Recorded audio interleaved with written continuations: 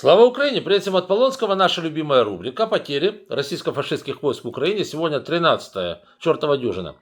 13 мая 2025 год. Давайте посмотрим, что, где и как. Значит, ситуация следующая, друзья мои. Бои продолжаются по всей линии фронта. Никаких, конечно же, перемирий сейчас нет. Это прослеживается и по потерям путинских бандитов, и, собственно говоря, потому как они буксуют и гробят тысячи своих чмобиков в полях и буераках где-то там Донецкой области. Надо сказать, что бои также продолжаются сейчас и в Курской Народной Республике, и в Белгородской Народной. Вот прямо сейчас они там пищат, что в Шебекино что-то куда-то как-то прилетело. Я не знаю, сами себя что ли бомбят. Вот, отлично, в Курской Народной Республике был несколько раз отработан Рыльск. Они Рыльск почему-то, если, ну, кто может посмотреть, как вам сказать, Рыльск это такое место, где дороги пересекаются, они почему-то его сделали своим таким хабом для своих вооруженных бандитов, и, соответственно, там они устроили себе располагу и так далее. Вот в Рыльск довольно часто прилетают. Последний раз в двухэтажное здание, где находились несколько десятков путинских боевиков, прилетело туда, как говорится, то ли снаряды Хаймерса, то ли бомба ГБЮ. Трудно сказать что, но здание полностью сложилось, соответственно, вместе с боевиками, которые были внутри. Вот так вот, да. Ну и в Донецкой области продолжаются бои, они пытаются захватить это все дело. Конечно, Путин хотел начинать переговоры с той точки, когда он, знаете, захватил бы всю Донецкую область, пошел бы уже захватывать Днепропетровскую область, имел большие сдобутки, что называется, в Харьковской. Этого ничего, конечно же, не получается.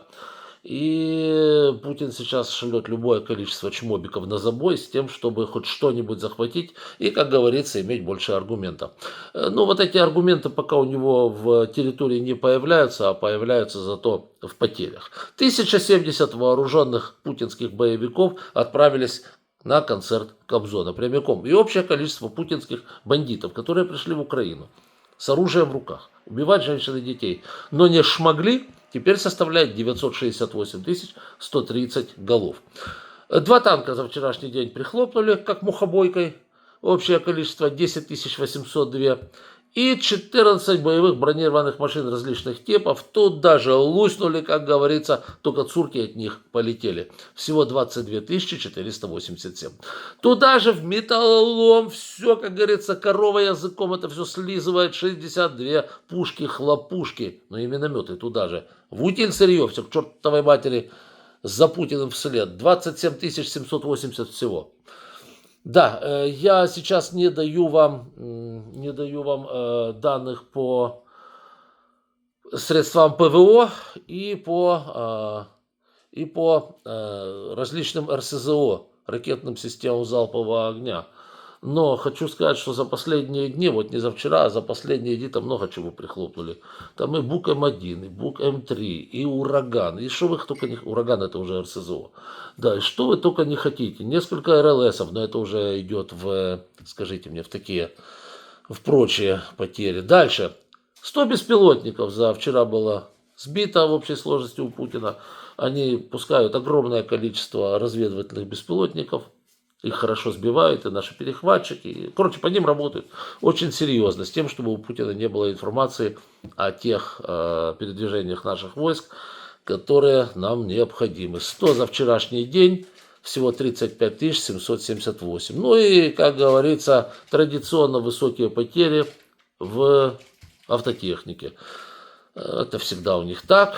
Бронетехники не хватает, а вот чмобиков и автотехники сколько хочешь. Их можно, как говорится, их никто не жалеет. И их на забой это все дело. Ну, как к чмобикам они относятся, вы же прекрасно видели, уже весь интернет пробежал. Я его, правда, не выставлял у себя.